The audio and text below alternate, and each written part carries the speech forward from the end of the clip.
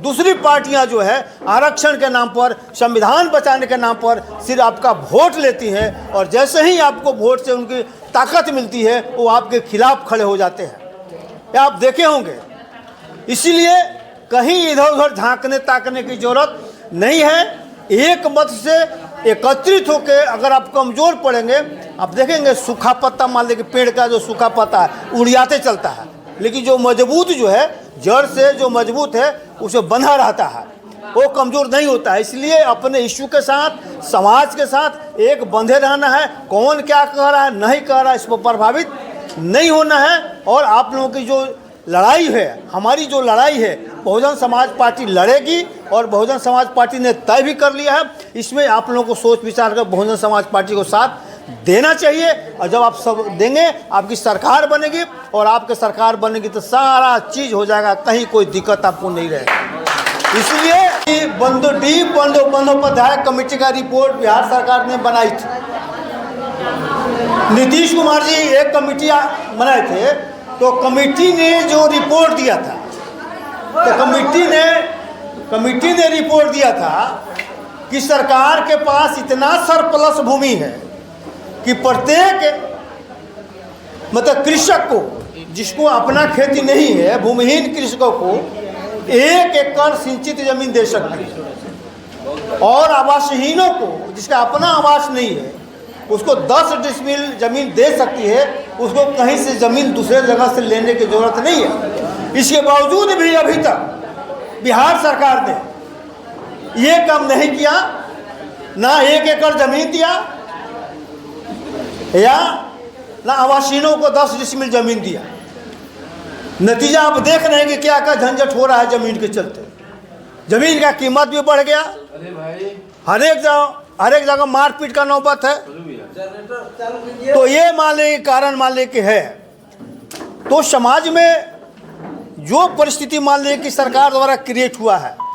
दूसरे में एक और आपको मैं बात बताऊं कि आपका पैसा अलग से संविधान में व्यवस्था बाबा साहब ने करके गए हैं कि भाई शेड्यूल कास्ट, शेड्यूल ट्राइब्स का जितना संख्या है उसके अनुपात में उतना राशि जब बजट बनाते हैं उतना राशि निकाल दीजिए और उस राशि से शिक्षा मान लीजिए कि बढ़िया शिक्षा दीजिए, लोगों को फ्री एजुकेशन दीजिए, रहने का मकान दीजिए, सारा व्यवस्था करने का है। लेकिन जो हमारा पैसा है उस पैसा को दूसर जगह कोई नहर बनाने में लगा देता है, कोई सड़क बनाने में लगा दे रहा है, कोई मान लीजिए कि ऊर्जा विभाग को मान लीजिए दे रहा है और हमारा पैसा जो है दूसरे जगह चला जाता है। अगर सही जगह पैसा लगा रहता तो आज हमारे लोग पढ़ लिख के और भी अच्छे जगह पर जाते और ऊंचे जगह पर जाते और जो गरीबों के बच्चे जो पैसा के चलते नहीं पढ़ पाते हैं वो पढ़ लेते। लेकिन ऐसा नहीं हो रहा है क्योंकि हम लोगों का प्रतिनिधित्व वहाँ नहीं है, मजबूत आदमी नहीं है, सरकार का गट्टा पकड़ कर करवाने वाला कोई आदमी नहीं है। इसीलिए हम लोग का आग्रह है, ये आंदोलन जो चल रहा है चारों बगल हम लोग घूम घूम कर कह रहे हैं कि लोगों को जागरूक कर रहे हैं कि भाई आप जागरूक हो जाइए और अपने अधिकार के लिए लड़ना शुरू किए। और इसमें सिर्फ आपका बहुजन समाज पार्टी ही एक पार्टी है जो सोशल स्टेटस मान लीजिए जो स्थिति है, जो सोशल इश्यू है उसको सही ढंग से उठाती है, संविधान को सही ढंग से लागू करने का कोशिश करती है और संविधान के अनुरूप आरक्षण को और सामाजिक न्याय को स्थापित करने का संकल्प लिए हुए है। दूसरी पार्टियां जो है आरक्षण के नाम पर, संविधान बचाने के नाम पर सिर्फ आपका वोट लेती हैं और जैसे ही आपको वोट से उनकी ताकत मिलती है वो आपके खिलाफ खड़े हो जाते हैं। ये आप देखे होंगे।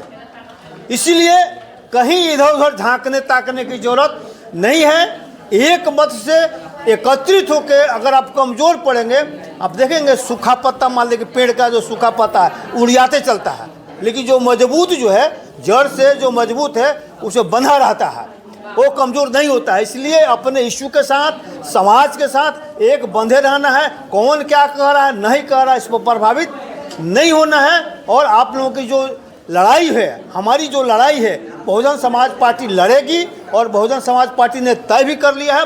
इसमें आप लोगों को सोच विचार कर बहुजन समाज पार्टी को साथ देना चाहिए। और जब आप सब देंगे, आपकी सरकार बनेगी और आपकी सरकार बनेगी तो सारा चीज़ हो जाएगा, कहीं कोई दिक्कत आपको नहीं रहेगी। इसलिए चूंकि बहुत लोगों को बोलना है, इसलिए इतनी ही पर अपनी बात हम समाप्त करते हैं। जय भीम, जय भारत, जय संविधान।